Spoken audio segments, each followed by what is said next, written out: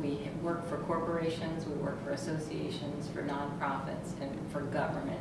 The only quasi-government client we have is the Postal Service. We work with them. The type of work that we do is really, it varies a lot. For video production, we'll do anything from marketing pieces for corporations and for associations. We'll do training types of things. We last year just finished doing a cyber stalking video that was a more of an educational thing on how cyber stalking happens, and it was for law enforcement. We have actually just this weekend completed a public service announcement for the United Way of America. They came to us like 3 weeks ago and said, we have an opportunity to do a PSA that's going to be shown at the football games over Thanksgiving, and we want to do this PSA that recognizes our history. They were having an anniversary, plus they wanted to recognize all the people that were involved in the United Way. And so we were given just boatload of footage that we had to go through and pick out images and things, and then create this PSA that will be aired. PSA? This public service announcement. Mm-hmm. And they have a relationship with the NFL, and the NFL gives them free airtime during the football game. So if you watch the football game, look for United Way PSA, and that would be our product. We started our business a way that you're always told not to start your business. We had no money, we had no clients.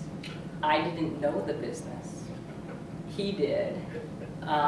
But we had this desire to work together, and just, we were committed to it. And, I have to say that it was a long climb.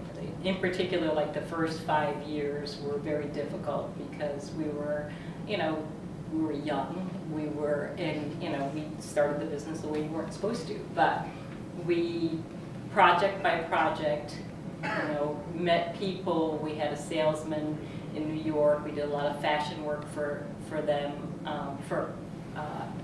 in New York when we first started our business. We work with the Food Marketing Institute, which is an association for all the food retailers and manufacturers.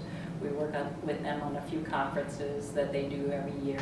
They've been a client. They and the Postal Service and Fannie Mae have all been clients with us for over 25 years, which is pretty amazing that we've been able to maintain that longevity with them. We work with the American Society of Landscape Architects, the American Institute of Architects, the Air Conditioner Contractors Association, a variety of nonprofits where we work to help them produce like fundraising galas and things like that. The Juvenile Research Diabetes Foundation.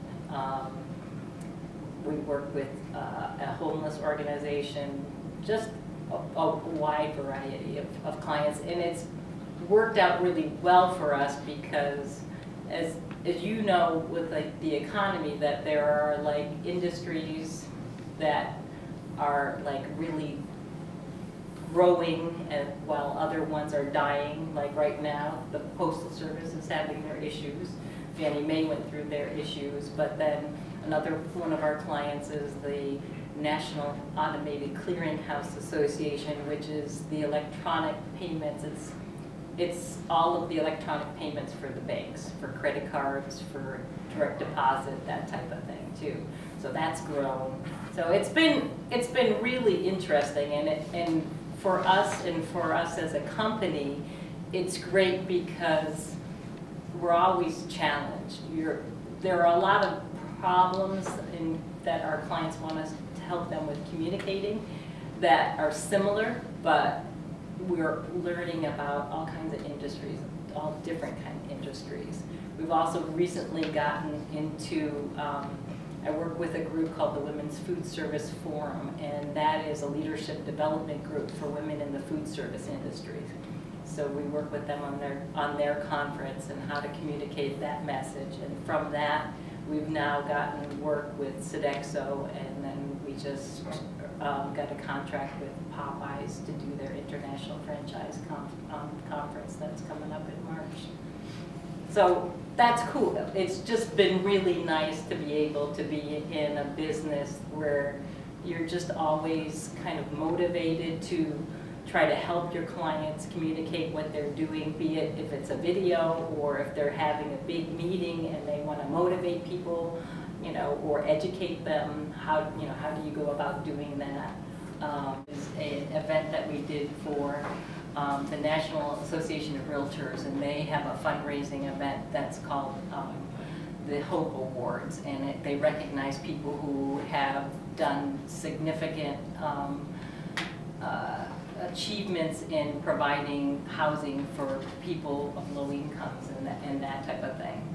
And so what we did for this is we developed the set design, that meaning you see there's a screen that's up at the top of the stairs, and then there's some fabric that actually goes over the stairs. But we developed the whole setting for how that room is going to be laid out. Then we produced a series of videos that highlighted each of the projects that were being awarded an award. We worked with them. We developed all the scripting for the event itself. They had entertainment that happened during the event, and so we handled what they called entertainment writers, like musicians or entertainers will have their contract that says, you know, we want to have this type of musical instrument backup that we would arrange for. We want to have this food in the green room, which is the room where they just kind of sit in until it's time for them to come out.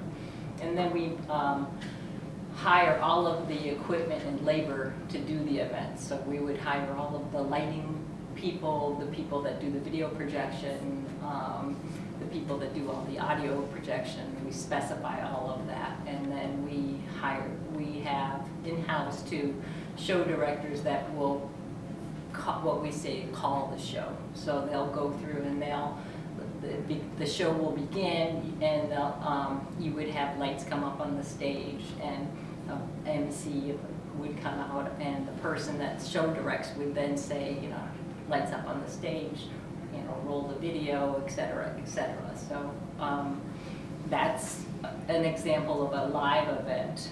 We have 12 full-time employees. We had up to 16, but the recent recession kind of put a little bit of a damper on our business. You need to develop a relationship with a banker.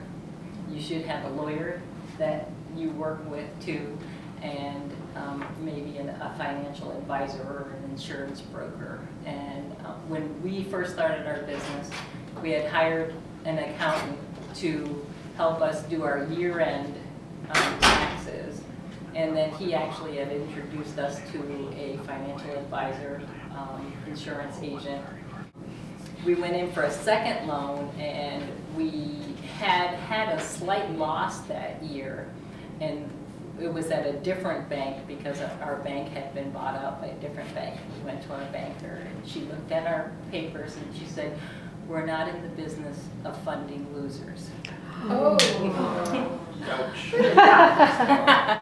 We always put into our productions the amount of money that we budgeted for. We don't say, okay, we could take an easy way out here, do a little bit less work, make it a little less fancy, and then keep more money in-house, because it's not fair to your client, and in the long run, it's not going to do your business any good, because somebody's going to find out that they, you know, could have gotten a fancier project. They could have gotten more lighting or some other type of thing. That